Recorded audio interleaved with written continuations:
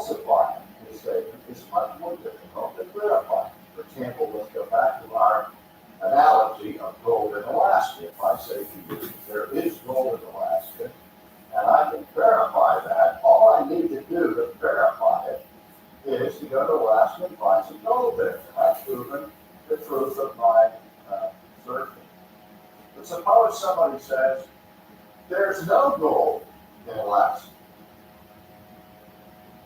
Or oppositely, if somebody's going to prove that there's no gold in Alaska, in other words, it's falsifying my statement that there's no gold in Alaska. And so they go to Alaska and they go to the first time, they look around, they can't find any gold. Does that prove that there's no gold in Alaska? Now, how much of Alaska would they have to examine to prove that there's no gold? All of Alaska, every square inch of Alaska. How far deep down in the ground does Alaska go? How far do you have to dig before you can say we've excavated all of Alaska? And then you suppose you do that, and after all is said and done, the scientists said, well, we excavated every square inch of Alaska, couldn't find an ounce of gold, therefore we falsified the statement that there's gold in Alaska. And I said, wait a minute. How do you know that when you were shaking that sieve up there near Anchorage, that dirt that you were taking out, somebody didn't suspect gold? Oh, probably true. Better go back and test it again. You can do this forever. In other words, it's much harder to falsify empirically than it is to verify. However, with logic is another matter. If something violates the law of contradiction, that statement is then the argument is falsified, and that's not too difficult. But because of the problem we have with God, that nobody's ever seen God, and we don't hear his voice, we don't have any scientific evidence, as it were, for his existence. Our belief in God or faith in God is based on some kind of rational argument apart from physical evidence, or upon inferences drawn from that which we can see, like the created universe. We look at the universe and we deduce from the universe a creator who stands above and beyond the universe and who made the universe. And the question is whether that kind of reasoning is valid reasoning. We're going to get to that a little bit later on in this course. But in the meantime, what the critics and the skeptics in the middle of the 20th century were saying is, since there is no physical proof of the existence of God, and following basic principles of verification, statements about God at best emotive. That is, language about God is merely emotive. When I say I believe in God, I'm not really saying anything meaningful about what exists outside of me. All I'm doing is telling you something about me, that I happen to be a believer and that I have some kind of emotion or passion bound up with the idea that God exists. But I told the story of a discussion I had with a college student several years ago who asked me if I believed in God, and I said yes. And they said, well, if you believe in God, do you pray to God? And I said yes. You sing about him? Yes. And do you go to church? Yes, I do all those things. You read the Bible? Yes. Does that mean anything to you? Oh, yes, it's very meaningful. And the college student said, well, then for you, God exists. But the student said, but I don't believe in God. I don't sing hymns. I don't say prayers. I don't read the Bible. And I don't find the idea of God personally meaningful or significant to me at all. So for me, God does not exist. And of course, this is relativism with a vengeance. And I said, well, we're not talking about the same thing. She said, what do you mean? I said, well, when I say and I assert the existence of God, I am asserting the existence of a being who exists apart from me, outside of me, who's not a part of my subjectivity or my emotional makeup. I'm saying that God, whom I proclaim, if in fact he does not exist apart from me, all my praying to him, singing to him, reading about him, and finding meaning in believing him, does not have the power to create me. I'm simply deluded and wrong. On the other hand, the God I'm talking about here, if he does exist, all of your unbelief, all of your disinterest in him, and that you find him meaningless, does not have the power to annihilate. That's what we're talking about. Let's keep that in view. That when we're discussing the existence of God, we're talking about the objective existence of God, not my subjective feeling about it. But we see this movement in theology and philosophy is saying that God talk may be reduced simply to human emotions, and that statements about God say nothing meaningful about objective reality outside the people who are making claims. Well, that's an extremely skeptical approach to the idea of God, and I have to ask what's behind that. Well, one of the main things that's behind it was the struggle in philosophy and in theology in the 19th century and in the 20th century.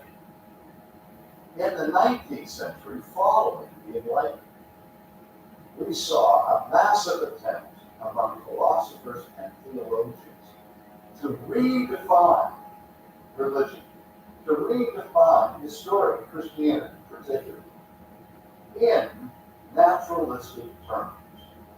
Remember that the single most important affirmation of the Enlightenment of the 18th century, the principle of Enlightenment, was this: that the God hypothesis, the idea of God, is no longer necessary to explain the presence and the origin of the universe or the origin of human life.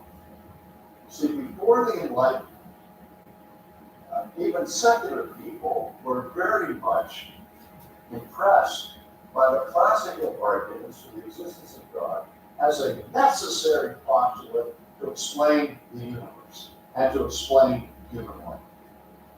And it was only in the Enlightenment that a believable alternative to creation made an impact on Western thinking, particularly in Germany, England, and France with the French encyclopedias. Now, not everybody in the Enlightenment period agreed with all these principles, and the most militant were the French encyclopedias, and particularly Diderot, who defined himself as, quote, the personal enemy of God. And what they were saying was that we no longer need to affirm the existence of God because now, through the advent of modern science, we know that the universe and human life and all of these things come about through the principle of spontaneous generation. That became the scientifically acceptable alternative to creation in the Enlightenment. The idea of spontaneous generation, namely that things just pop into existence on their own. Well, later on in this course, we'll take a close look at that concept. But for now, I'm trying to explain where this crisis in language came from. So the 19th century, following on the heels of this critique of theism in the Enlightenment, which was a critique of supernaturalism. 19th century philosophy and theology sought to accommodate that kind of skepticism by reconstructing Christianity in naturalistic terms. So 19th century liberalism rejected anything supernatural in historic Christianity. Old Testament prophecy that was advanced before events actually took place, that was revised and thought, well, that just later editors reading back into the text their contemporary situations, and so there's no real supernatural things such as predictive prophecy. The virgin birth of Christ was rejected because that would be supernatural. The atonement as a cosmic event was rejected because that would be supernatural. All of the miracles of the Bible, both Old and New Testament, were rejected as mythological accretions into the historic documents and so on. No resurrection of Christ. But the meaning of Christianity now becomes love for your neighbor and having a sociological agenda of humanitarianism on the natural plane without any belief in the supernatural. Now, this concept of a naturalized religion also was married with philosophy in the 19th century that was heavily evolutionary, or what we call immanentistic. That is, the theology that prevailed was pantheism. So he said God is not something above and beyond the universe, but if God exists, he exists as part of the universe. And we understand that pantheism in its simplest form means everything is God, all is God, and God is all. Now think about that linguistically.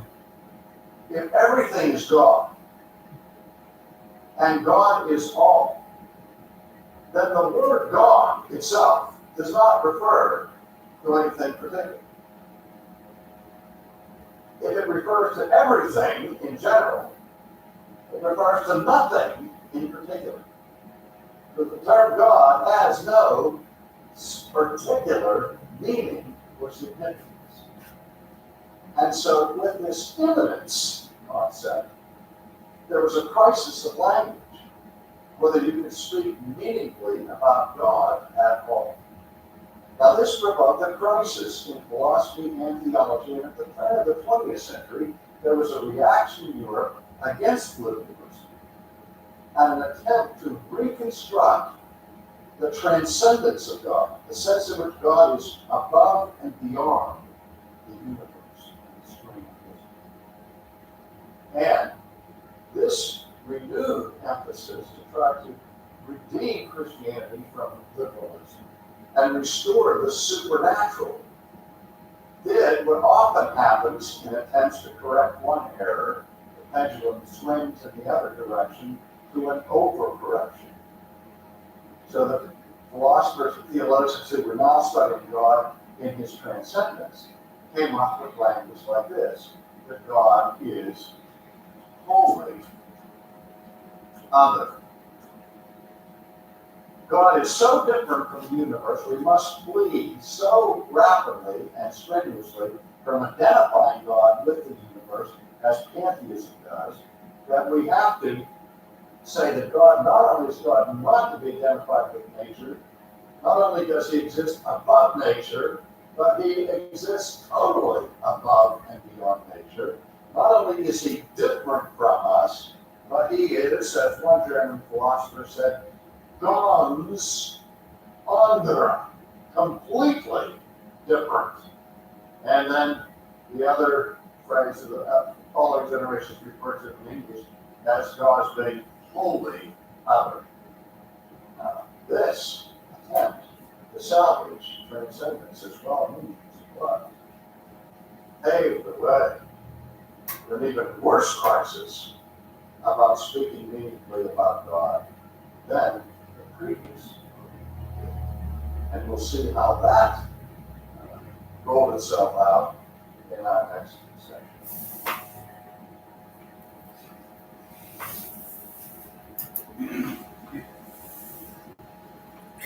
Some of the key things we've noticed is how theologians and philosophy say that God died. It wasn't that he had a physical death. What happened was when science started making its way into all schools and more education became more prevalent, they were using that as a need not to have God centered. You think about the schools today, especially liberal arts schools, everything's the theory of evolution. or some kind of growth from that. They are trying to explain away what we have in our scripture to make us sound crazy, even though it's been historically proven over and over again to a theory that something came from nothing. And if you talk to someone about it and you start saying, okay, well, explain evolution. Well, two atoms. I said, no. Before the two atoms. Well, before that, just start going backwards to them. When they literally nothing, they don't know where it comes from. They say, well, it just came into existence. Well, when we talk to them as Christians, we should always be ready to have that conversation. Not be scared if they believe that there is no God, but ask those questions. Why do you believe? Where do you think the Big Bang came from? What started it? That was the problem then. That science had taken such a hold and people were starting to grasp it so much as technology got better. People were looking at how smart man was in history. But then discussing the feelings about the existence of God and discussing whether God objectively exists, everybody has different feelings. That's why when we witness to people or we talk to them, we should never say, well, I tried it and it worked. If they ask why you believe the Bible. If you say something like that, you're killing yourself because they can say, well, I tried Buddhism and it's been working for me, so Buddhism must be real. We can't just go by what your gut feelings tell you. We need to go with evidence. If you use the evidence that Scripture is real, that's going to point to God being real. You look at the over 6,000 documents we have that now we use to translate the Bible. Well, that's 6,000 documents that cooperate each other. That's strong evidence if you got 6,000. If you think about it, people look at the Homer Odyssey. There's 6 documents they use to get that, but nobody's questioning it. They all assume Homer was real. If you look at Caesar Augustus, less than 100 documents. We've got over 6,000. So why are we not using that as evidence? We have the strongest case point to our scriptures being real and everything lining up, including the supernatural ideas. Yeah, I understand somebody dying and raising from the dead. It's hard for our minds to fathom, but there's a record of people that stood there while other people were alive and proclaimed it. You figure there was over 300 people still alive when the Gospels were written. Anytime, if you had 2 or 3 people saying that someone died and rose, you would think after that, one of those 300 people would have came up and said, we did. But they all agreed. They all witnessed the same thing and they testified. So we have evidence. We just need to know how to utilize that evidence when we're talking to someone. Like you talk a lot about atheism. Atheism is still a problem. Evolution, I don't see how you can believe it. My faith isn't strong enough to believe in evolution. I don't have the faith not to believe in God. It's so crazy that you can look at the world around you with the evidence and the even the minuscule design and not see the deal creator. Artwork, even though we may say it's beautiful, it's primitive compared to if you look at Jesus and stuff like that, how precise they are, how precise the earth is, even if it was a fraction of a percent tilting somebody, we couldn't survive. It's one thing to say one planet was lucky enough to do that, but our whole universe is like that. It's all in perfect sync. So trying to say that things just happen, that takes a lot of faith, a lot of either that or psychedelic. But we have the evidence and we have the information. Even if you look at it and say, okay, you don't believe in God, you don't believe in the scriptures. Okay, explain to me how animals, we found their bones on the opposite side of the world and where they originated from. They can't explain it. Well, we can. There was a flood that encompassed the whole globe. So, of course, animals over here would have been moved around the whole globe, and you would find evidence of their fruit. Or go to the Red Sea. You have an area that is full of what looks like wagon wheels and chariots and everything that have now been engulfed in algae and different parts of the water. Explain that. They can't. Well, I can. There was a group of people at one time crossing it. The water rushed in and took them all out at one time. So there would be a road for debris. And over time, canal formed over. You can look at the historical evidence of Scripture and put it with different items. Why is there salt in certain areas of the desert? Well, you had salt water rise up and go around. Why do we see animals' bones that parts here, parts there? Another thing to look at when you're looking at if there's no connection between nature, including man and God, we cannot draw analogies between God and man. What is the opposite problem that remains in our culture today? One that just resonates with me is our morals. We have laws and we have beliefs that murder is wrong.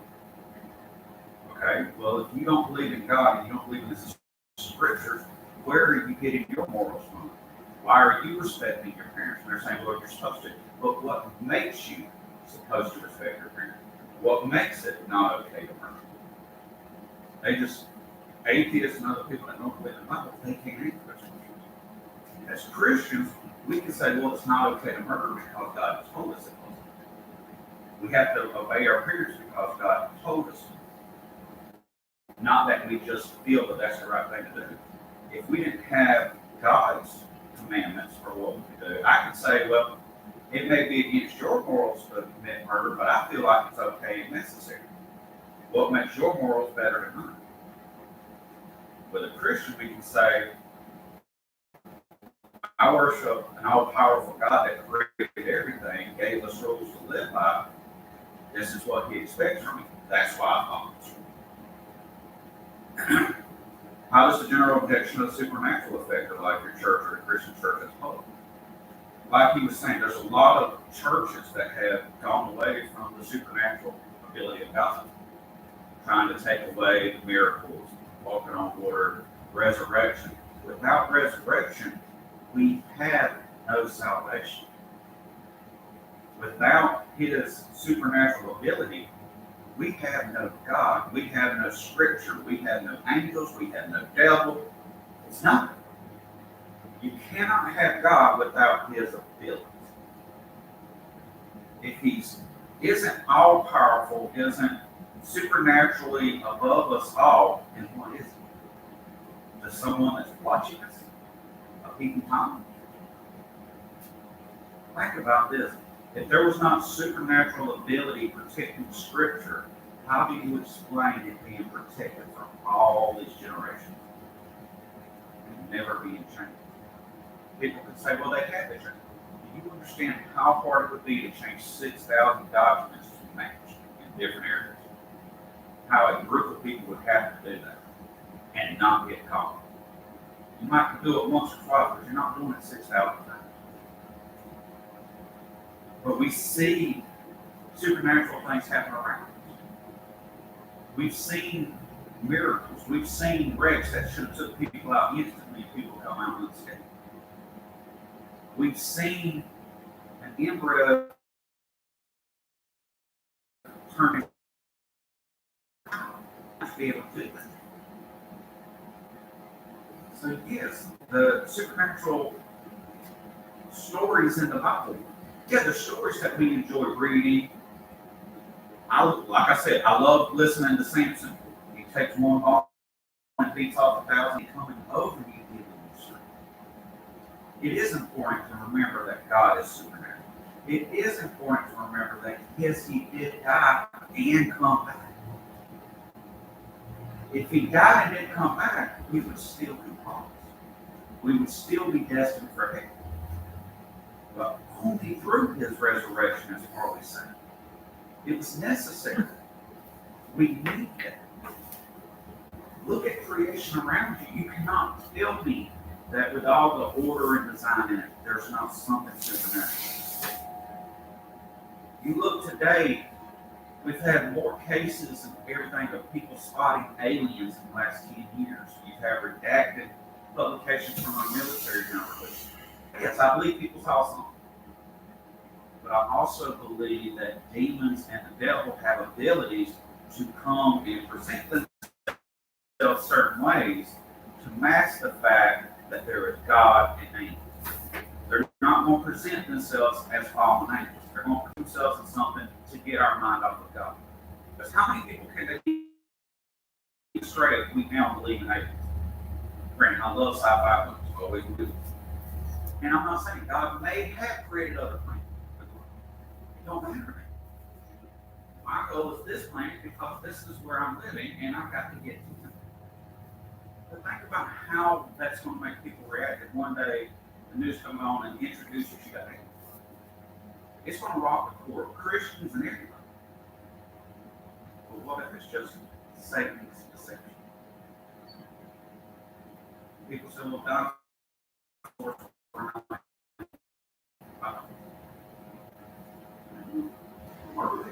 and why the Bible took a list of every animal ever created.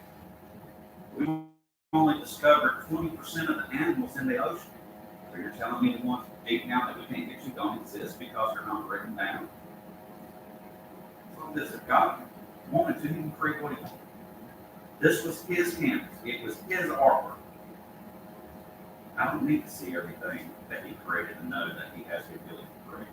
I can look in the mirror and see he created me, so yeah, he can create whatever he wanted. He created a body that rose from nothing to people we have said, look, that then can procreate and make more humans. Think about that here. And we're questioning who is serving for what could create. You look at humans now, we're trying so hard to create artificial intelligence.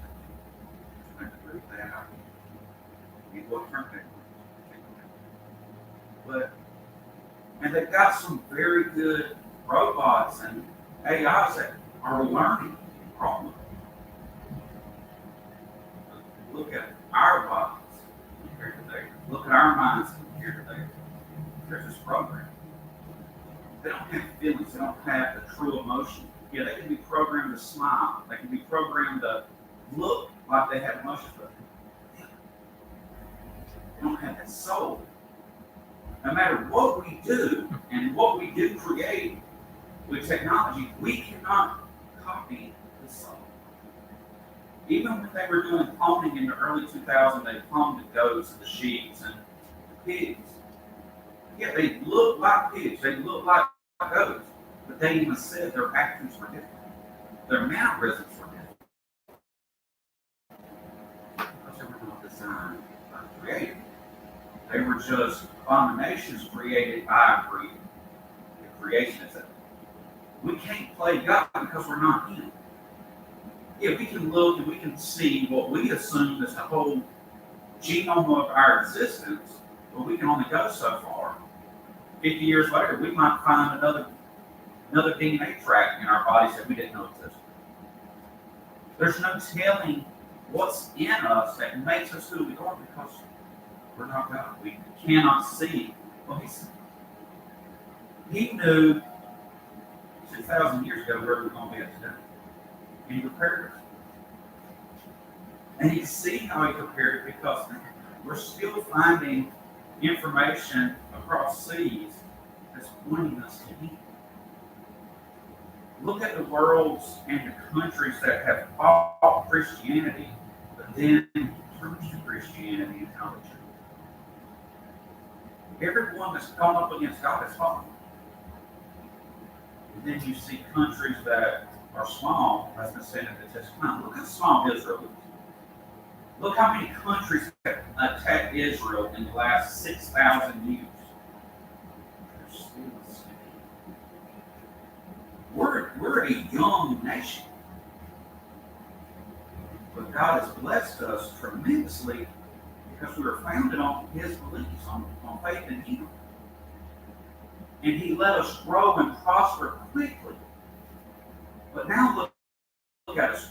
Over the last 50 years, this country has turned its back on God and slowly taking him away from everything. And they're turning directly to Satan. You have had satanic priests at presidential question and answers at different parties at the White House. You've had cities and towns put statues of Satan in their courtyard and take the Ten Commandments down. And you wonder why our country is weak. Why we're not the country we were 100 years ago. You can look at what's happening. Even if the atheist doesn't believe it, if they step back and look at what's changing and how it's affecting our culture, you can't deny the fact that if your eyes are focused on God, you're prosperous. That doesn't mean that you're going to prosper financially, each and every one, but you're stable because you're securing your faith in your beliefs. It's when we step away and we focus on ourselves, it's when Satan and he starts taking control. We have 5 and 6-year-old children now going through transgender surgery. And you can't take any 4 or 5-year-old girl on. They're going over. They're mommy and ages. 12 years old, you know. They start having hormone changes. They don't know what's going on. You can look at animals. I see my cat when she's in heat. She has no idea what's going on. She just wants daddy to hold her. When these children are going through this, we should hold them and be there. Not change who they are. Yes, there is different mental disorders, and that's what it is.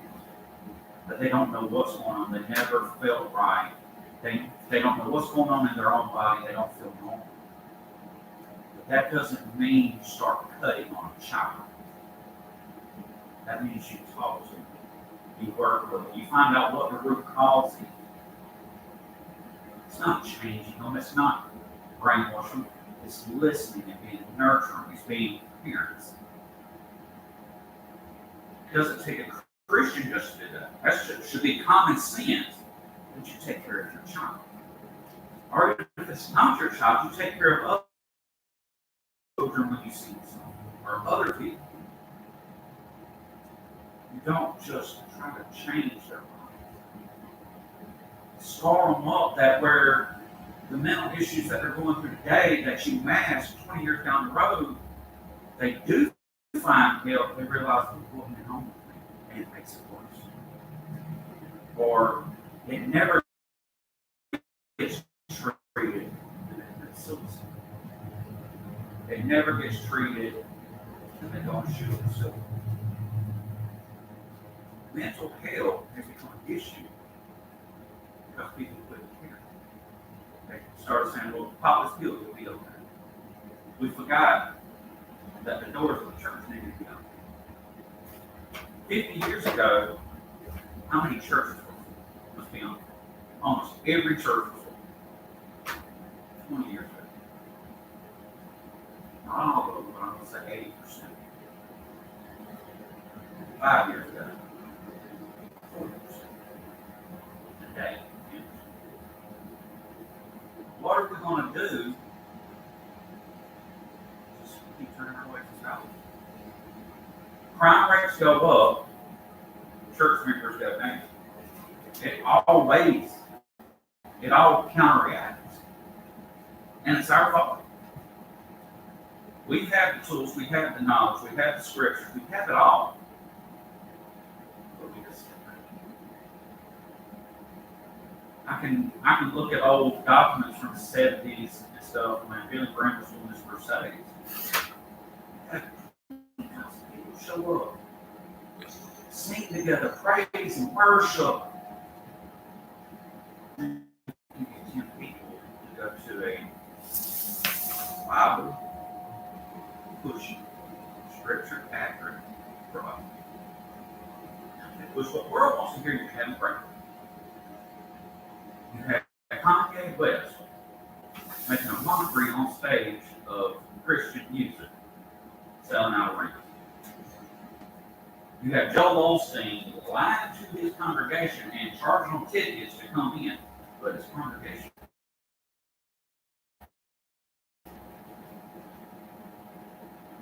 But then you have people like Dr. Bachman that goes on Larry King and they mock him because he stands over the scriptures. You have actors claiming Christianity but won't stand up for it. You have teachers letting drag queens come into school to teach children and read to them. It all comes together. And it all started in the 1920s. That's what they meant by God. We as Christians killed him because we didn't share his message. If you don't teach your kids math, you kill them. If you don't share God, the answer is evil. 20 years from now, will there be anybody in the church? Are we going to be in the church of whatever we believe? Are we going to be sitting at home with a VR headset on, listening to whatever Doug Pew wants? That's where witnessing comes in. That's where apologetics really come in. Is taking your scripture, taking your faith and sharing it. Not letting it die.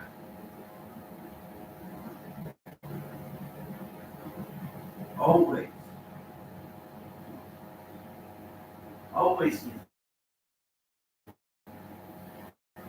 it's not us. We can't do anything. I can sit here and talk to millions of people. I can't say one. But I can tell them who can. I can tell them who does have that authority. I can tell them who does have it. And he did raise from the dead. So he does have that supernatural. That's what we've got to get. That's what I pray every day, that there is some kind of revival through our nation. And we realize we have to quit shutting up and speaking. Father, I come to you today, thank you and praise you. Thank you for the opportunities we have today to still study your word. Listen to teachers like Marcy Sproul, Bodie Bachman, John McCarter, other preachers and everything that are less known. I thank you for what's going on in Africa right now with those churches. I thank you for the underground services that's going on in China. I pray, Lord, that we can all gain strength and the bravery to stand up and share your gospel, to share who you really are, to share your purpose. I pray, Lord, that you'll be with us as regards separate ways, keep us safe and keep us focused on you, Lord. Thank you and praise you.